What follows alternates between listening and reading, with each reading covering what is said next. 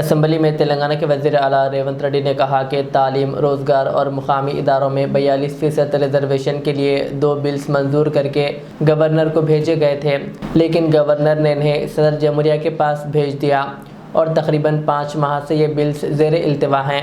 उन्होंने कहा कि हाई कोर्ट ने हिदायत दी थी कि 30 सितंबर से पहले इंतखाबात कराए जाएँ और रिजर्वेशन यकीनी बनाया जाए, इसीलिए हुकूमत ने फ़ौरन आर्डीनेंस लाया था।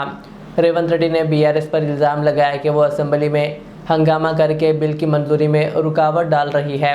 उन्होंने कहा कि हमारी हुकूमत पसमानदा तबक़ात को 42% रिजर्वेशन देने के लिए पुरअज़्म है और अगर अपोजिशन ताउन ना करे तो अवाम खुद इन्हें सबक सिखाएगी। మోడీ గారు అపాయింట్మెంట్ ఇప్పిస్తే మనందరం కలిసి వెళ్ళి రాష్ట్రపతి గారి దగ్గర పెండింగ్ ఉన్న విద్యా ఉద్యోగ అవకాశాలకు సంబంధించిన బిల్లు, అదే విధంగా రాజకీయ స్థానిక సంస్థలలో రాజకీయ రిజర్వేషన్ల బిల్లు, ఇప్పుడు చంద్రశేఖరరావు గారు 50% నియంత్రించుకుంటూ ఏదైతే తెచ్చిండో వారు తెచ్చిన బిల్లు వల్ల పంచాయత్ రాజ్లో ఎస్సీ ఎస్టీల రిజర్వేషన్లు తీస్తే ఆల్మోస్ట్ 27% పోతాయి అధ్యక్ష. ఇక 23% బీసీలకు వచ్చినాయి. అదేవిధంగా మున్సిపాలిటీస్లో కూడా ఆ రిజర్వేషన్లు తీసేస్తే దాదాపుగా 31% బీసీలకు వస్తున్నాయి అధ్యక్ష మున్సిపాలిటీస్లలో. కాబట్టి ఈరోజు గుదిగ బండగా మారిందే 2018లో టీఆర్ఎస్ పార్టీ తీసుకొచ్చిన 50% పరిమితి చేసిన రిజర్వేషన్ల చట్టమే ఈరోజు గుదిబండగా మారింది స్థానిక సంస్థలలో. అదేవిధంగా మున్సిపాలిటీస్లో కూడా ఆ నిబంధననే మనకు అడ్డంకిగా మారింది.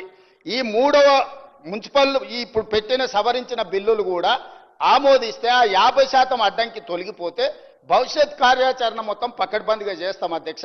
నేను మళ్ళొకసారి మిత్రుడికి నేను మాట ఇస్తున్నా సభానాయకుడిగా, చిత్తశుద్ధితోని దీన్ని అమలు చేసుకుందాం.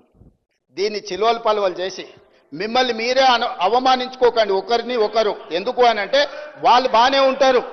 గంగుల కమలాకరు పొన్నం ప్రభాకర్ను అవమానించిన, పొన్నం ప్రభాకర్ను గంగుల కమలాకర్ను అవమానించిన ఇది బలహీన వర్గాలకు సంబంధించిన ఆత్మగౌరవం అధ్యక్ష.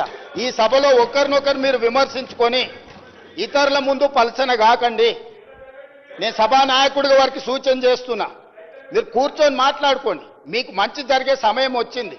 ఈ మంచి జరిగేటప్పుడు కలిసికట్టుగా ఉండండి. యజమానులను ఒప్పించడానికి, సంతోషపెట్టడానికి పరిశమైన పదజాలం మంత్రుల మీద ప్రయోగించడం వల్ల మీరే చులకనవుతారు. మీకు మంచిది కాదు, ఈ సభ మర్యాదకు గౌరవానికి కూడా మంచిది కాదు. కాబట్టి ఇది చర్చలు కూడా చేయాల్సిన అవసరం లేదు. వాళ్ళు చేసిన పాపాలను మేము ఇక్కడ కూర్చొని కడుగుతున్నాం. 50% నిబంధనను తొలగించడానికి పెట్టిన బిల్లులు దయచేసి చర్చనే లేకుండా గంగుల కమలాకర్ గారు ఏకవాక్య తీర్మానం ప్రవేశపెడితే మేమందరం కూడా మద్దతు పలుకుతాం. గతంలో మా నాయకుడు చేసిన తప్పులను మీరు సరిదిద్దుతుండ్రు, ఆ సరిదిద్దే బిల్లులకు మీరు మద్దతు